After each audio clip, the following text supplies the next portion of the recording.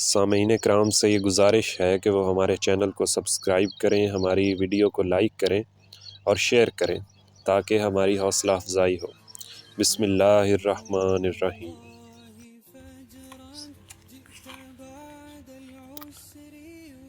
عین اس وقت جب کہ اسلامی لشکر نرگے میں آ کر مشرکین کی چکی کے دو پارٹوں کے درمیان پس رہا تھا تو رسول اللہ صلی اللہ علیہ وآلہ وسلم کے گرد بھی خون ریز مار کارروائی جاری تھی۔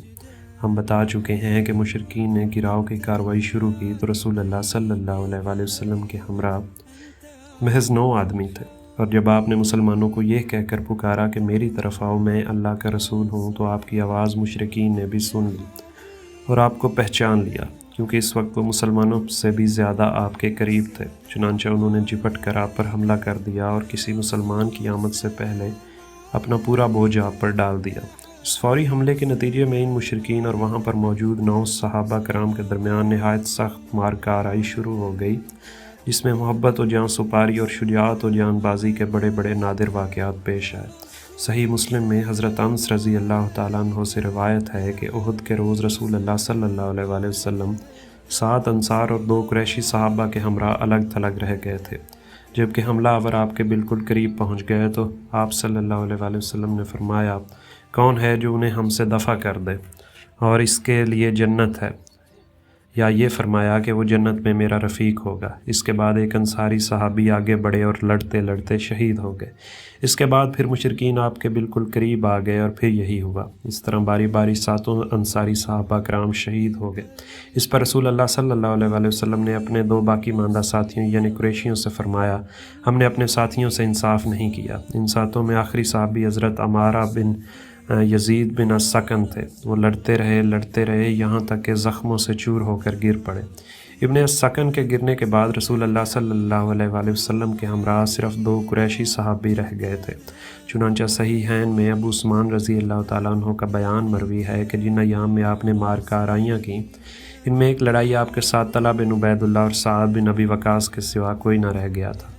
یہ لمحہ رسول اللہ صلی اللہ علیہ وآلہ وسلم کی زندگی کے لیے نہایت نازک ترین لمحہ تھا، جبکہ مشرکین کے لیے انتہائی سنہری موقع تھا، اور حقیقت یہ ہے کہ مشرکین نے اس موقع سے فائدہ اٹھانے میں کوئی کوتاہی نہیں کی۔ انہوں نے اپنے تابڑ توڑ حملہ نبی کریم صلی اللہ علیہ وآلہ وسلم پر مرکوز رکھا اور چاہا کہ آپ کا کام تمام کر دیں۔ اس حملے میں عتبہ بن ابی وقاص نے آپ کو پتھر مارا، جس سے آپ پہلو کے بل گر گئے۔ آپ کا داہنا نچلا رباعی دانت ٹوٹ گیا اور آپ کا نچلا ہونٹ زخمی ہو گیا۔ عبداللہ بن شہاب زہری نے آگے بڑھ کر آپ کی پیشانی زخمی کر دی، اور ایک اڑیل سوار عبداللہ بن کمیہ نے لپک کر آپ کے کندھے پر ایسی سخت تلوار ماری کہ آپ 1 مہینے سے زائد عرصے تک اس کی تکلیف محسوس کرتے رہے۔ البتہ آپ کی دوہری ذرا کٹ نہ سکی۔ اس کے بعد پہلے ہی کی طرح پھر ایک زوردار تلوار ماری جو آنکھ سے نیچے کی ابری ہوئی ہڈی پر لگی، اور اس کی وجہ سے خود کی 2 کڑیاں آپ کے چہرے مبارک میں دنس گئیں، اور ساتھ ہی اس نے کہا، اسے لے، میں کمیہ توڑنے والے کا بیٹا ہوں۔ رسول اللہ صلی اللہ علیہ وآلہ وسلم نے چہرے سے خون پونچھتے ہوئے فرمایا، اللہ تجھے توڑ ڈالے، اور صحیح بخاری میں مروی ہے کہ آپ کا رباعی دانت ٹوٹ گیا اور سر زخمی کر دیا گیا۔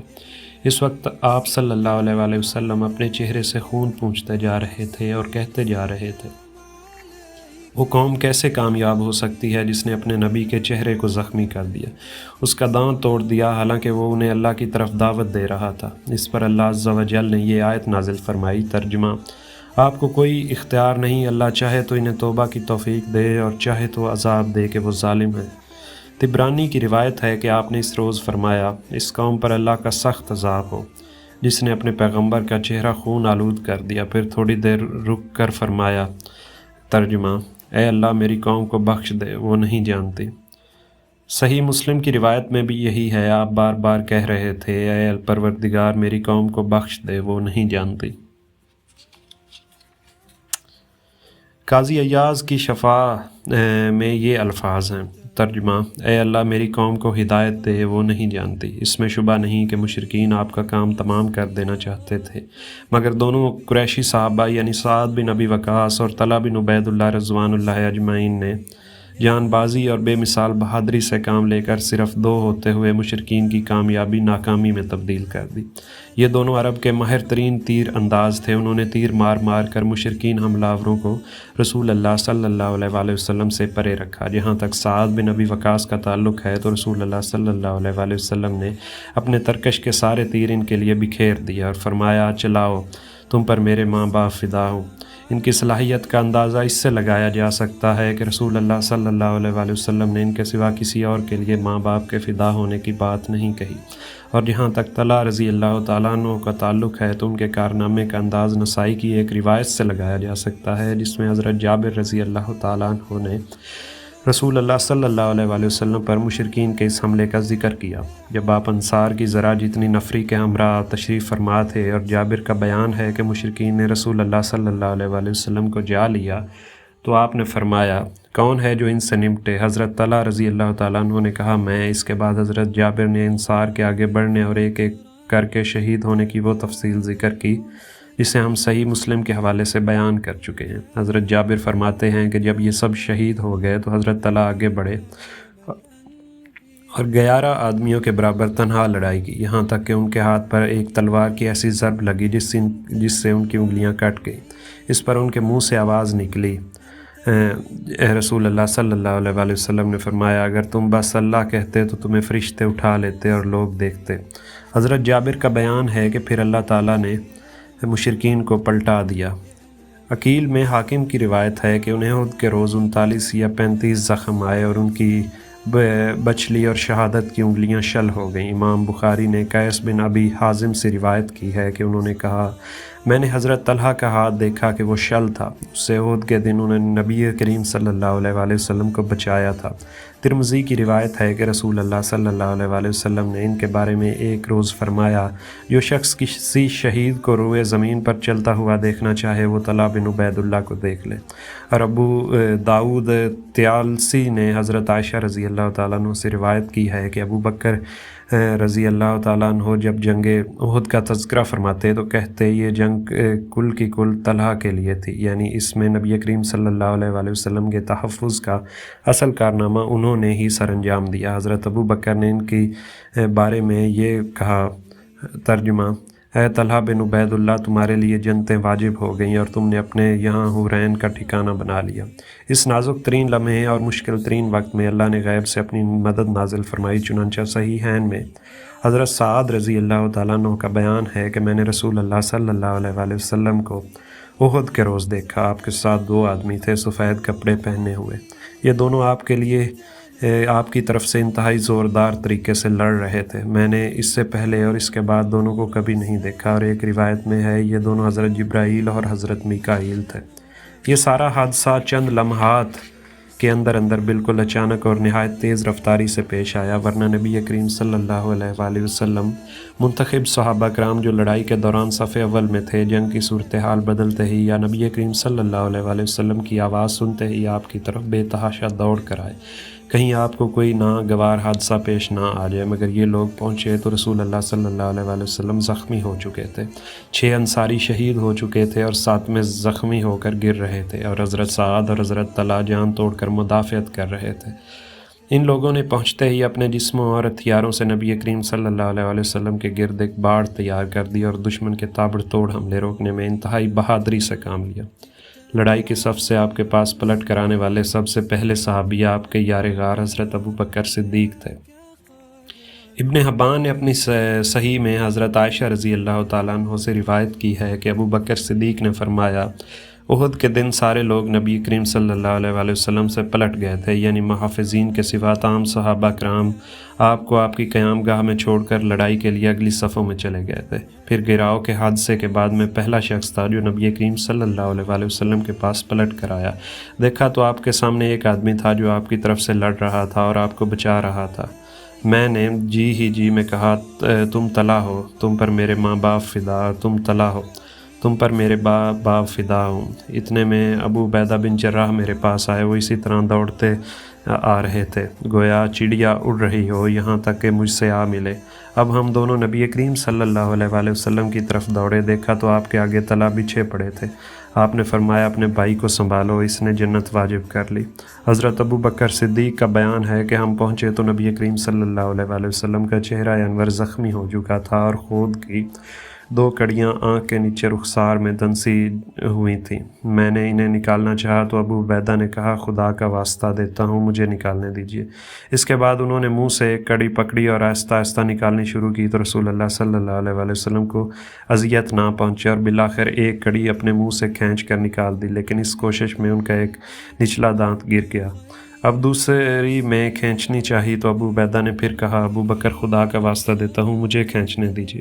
اس کے بعد دوسری بھی آہستہ آہستہ کھینچی، لیکن ان کا دوسرا نچلا دانت بھی گر گیا۔ پھر رسول اللہ صلی اللہ علیہ وآلہ وسلم نے فرمایا اپنے بھائی طلحہ کو سنبھالو، اس نے جنت واجب کر لی۔ حضرت ابو بکر صدیق کہتے ہیں کہ اب ہم طلحہ کی طرف متوجہ ہوئے اور انہیں سنبھالا۔ ان کو 10 سے زائد زخم آ چکے تھے۔ اس سے بھی اندازہ ہوتا ہے کہ حضرت طلحہ نے اس دن دفاع کی تال میں کیسی جاں بازی اور بے جگری سے کام لیا۔ پھر انہی نازک ترین لمحات کے دوران رسول اللہ صلی اللہ علیہ وآلہ وسلم کے گرد جاں باز صحابہ کی ایک جماعت بھی آن پہنچی، جن کے نام یہ ہیں: ابو دجانہ، مصعب بن عمیر رضی اللہ تعالیٰ عنہ، علی بن ابی طالب، سہیل بن حنیف، مالک بن سنان، ابو سعید خدری کے والد، ام عمارہ نصیبہ بنت کعب مازنیہ، قتادہ بن نعمان، عمر بن خطاب، حاتم بن ابی بلتع اور ابو طلحہ رضی اللہ تعالیٰ عنہ رضوان اللہ اجمعین۔ ادھر مشرکین کی تعداد بھی لمحہ بلمحہ بڑھتی جا رہی تھی، جس کے نتیجے میں ان کے حملے سخت ہوتے جا رہے تھے، ان کا دباؤ بڑھتا جا رہا تھا، یہاں تک کہ رسول اللہ صلی اللہ علیہ وآلہ وسلم نے چند گڑھوں میں سے ایک گڑھے میں جا گرے جنہیں ابو عامر فاسق نے اس قسم کی شرارت کے لیے کھود رکھا تھا۔ اس کے نتیجے میں آپ کا گھٹنا موچ کھا گیا، چنانچہ حضرت علی نے آپ کا ہاتھ تھاما اور طلحہ بن عبید اللہ نے جو خود بھی زخموں سے چور تھے آپ کو آغوش میں لے لیا، تب آپ برابر کھڑے ہو سکے۔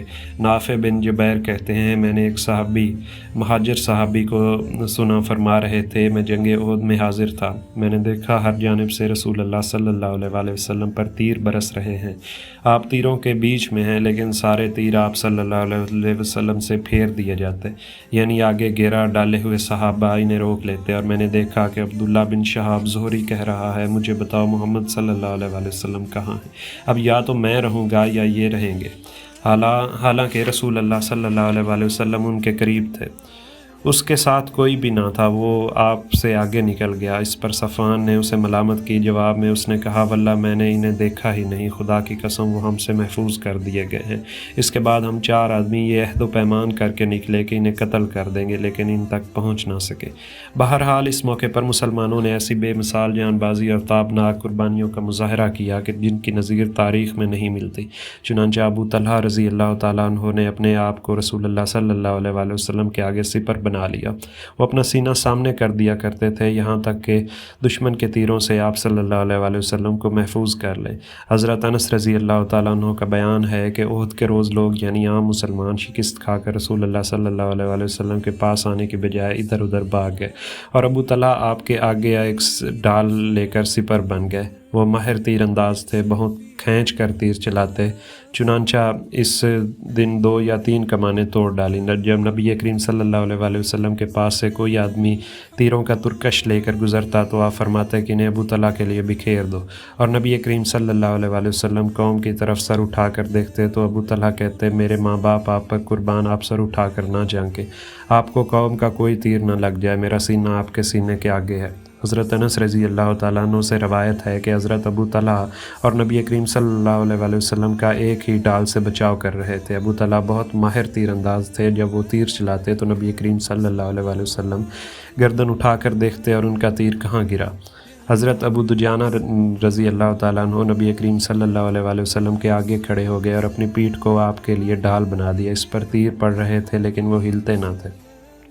حضرت حاتب بن ابی بلتع نے عتبہ بن ابی وقاص کا پیچھا کیا جس نے نبی کریم صلی اللہ علیہ وآلہ وسلم کے دندان مبارک کو شہید کیا، اسے اس زور سے تلوار ماری کہ اس کا سر چھٹک گیا، پھر اس کے گھوڑے اور تلوار پر قبضہ کر لیا۔ حضرت سعد بن ابی وقاص بہت زیادہ خواہاں تھے کہ اپنے اس بھائی عتبہ کو قتل کر دیں، مگر وہ کامیاب نہ ہو سکے، بلکہ یہ سعادت حضرت حاتب کی قسمت میں آئی۔ حضرت سہیل بن حنیف بھی بڑے ماہر تیر انداز تھے، انہوں نے رسول اللہ صلی اللہ علیہ وآلہ وسلم سے موت پر بیعت کی۔ اس کے بعد مشرکین کو نہایت زور و شور سے دفع کیا۔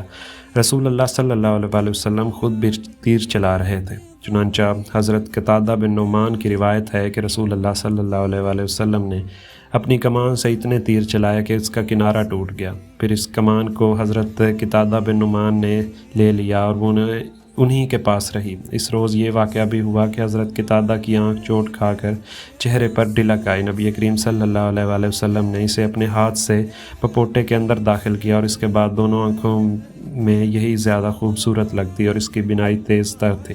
حضرت عبد الرحمن بن عوف رضی اللہ تعالیٰ عنہ نے لڑتے لڑتے منہ پر چوٹ کھائی، جس سے آپ کا سامنے کا دانت ٹوٹ گیا۔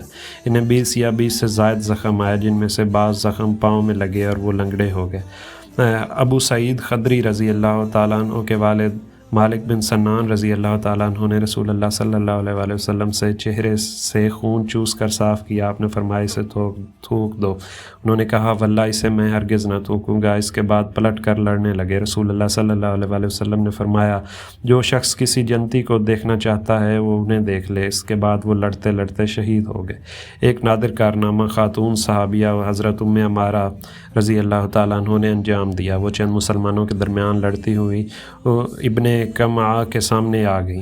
ابن کمعہ نے ان کے کندھے پر ایسی تلوار ماری کہ گہرا زخم آ گیا۔ انہوں نے بھی ابن کمعہ کو اپنی تلوار کی کئی ضربیں لگائی، لیکن کم وقت وہ زرہیں پہنے ہوا تھا اس لیے بچ گیا۔ حضرت ام عمارہ نے لڑتے بڑھتے 12 زخم کھائے۔ حضرت مصعب بن عمیر رضی اللہ تعالیٰ عنہ بھی نہایت پامردی و جاں بازی سے جنگ کی۔